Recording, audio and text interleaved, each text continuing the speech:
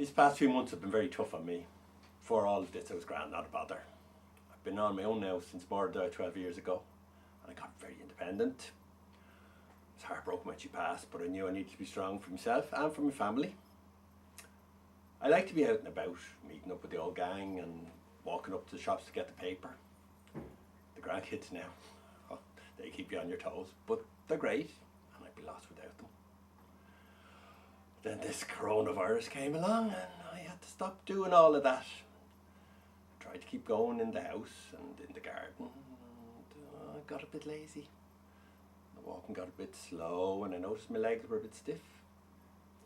Then one day I dozed off watching the telly and the phone woke me, so I jumped up and ran to get it because I thought it might have been Sinead, and that's my daughter now.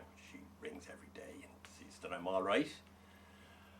But next thing I knew I was on the hall floor, and in my rush I'd lost my balance. I was alright, thank God, but when I tried to get up, the strength had gone out of my legs. Didn't know what to do, couldn't get up, and I couldn't get to the phone. I was stuck lying there. When Dad didn't answer the phone, I was really worried. I call every day since cocooning started, just to check in on him. That came as a shock to me, thinking of Dad as someone I had to look after. He was always the one who looked after us. And he was always into everything. Sure, since he retired, we joked that we saw even less of him. That feeling that your dad had become more vulnerable, it's just really horrible and frightening. I knew something bad had happened. The whole way over, my heart was in my mouth. I was stuck on the floor for about an hour. I tried shouting, but nobody heard me. The hall's quite drafty and I was frozen. I heard the key turn in the door. I tell you, I was never so relieved. Sinead's a good girl. She pulled a chair out of the kitchen, and between us, I managed to get up off the floor. I was very shook, but I was all right. I got such a fright when I seen Dad on the floor. I felt so guilty. Part of me had seen this coming. He didn't look as good on his feet, but I just hoped it would all go back to normal after cocooning. Maybe I should have done something to help him stay more active, but I just didn't know what to do.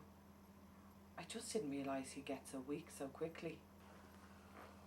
My confidence was shot after the fall. Looking back, I'd been very low. I didn't want to be a burden on Sinead. I was very careful about the house and didn't want to fall again. I was afraid to go out.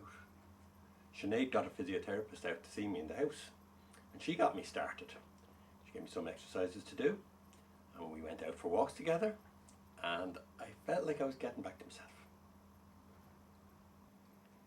Once Dad started working with the physio, I saw a big improvement. I thought I'd lost him there for a while, but I could see him coming back to himself. She gave us some tips about keeping the house clear from clutter, so there's nothing for Dad to trip over. She even had him doing weights. We've started calling them Arnie. She's a miracle worker, and I can't recommend physio enough. He's still doing the exercises, and he's back to meeting up with his pals. I feel I've got my dad back again. I'm back out walking now, nearly every day, and if I can't go out for my walk, I do my exercise in the kitchen.